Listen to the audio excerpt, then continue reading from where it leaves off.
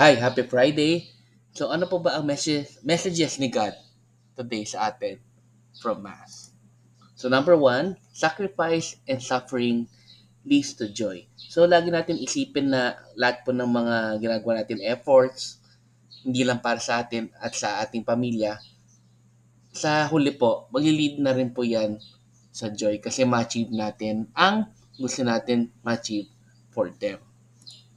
Number two, focus on what we want to achieve in our mission from God. So kung ano ba yung ating mission sa buhay po natin mula sa Diyos, focus lang po tayo doon para ma-achieve po natin yun.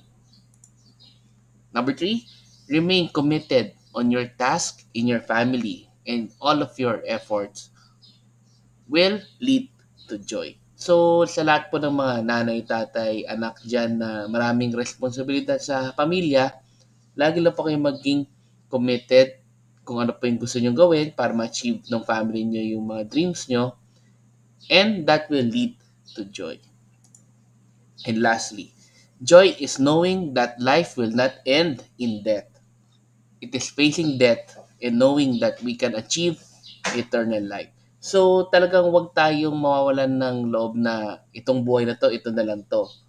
Kumbaga, temporary lang po talaga ang buhay po na to. At ang focus po natin is paano natin ma-achieve ang eternal life kasama ng Diyos. Kaya huwag tayong mawala ng pag-asa na bakit ganito ang ating buhay, bakit ganito ang nangyayari sa buhay natin.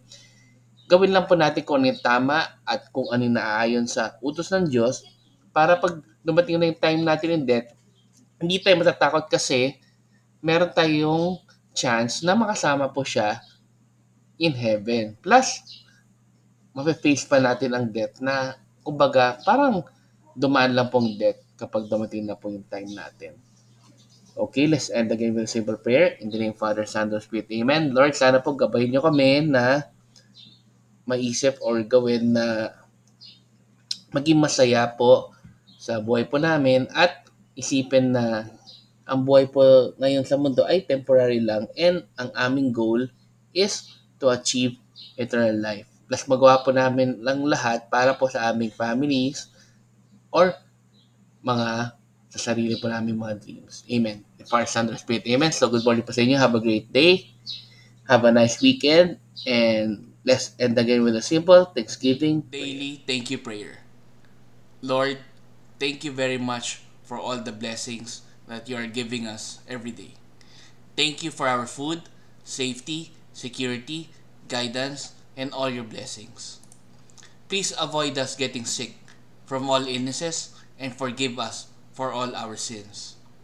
Lord, I pray that all our hopes and dreams will come true in your own time. Again, Lord, thank you for all the blessings that you have given us. Amen.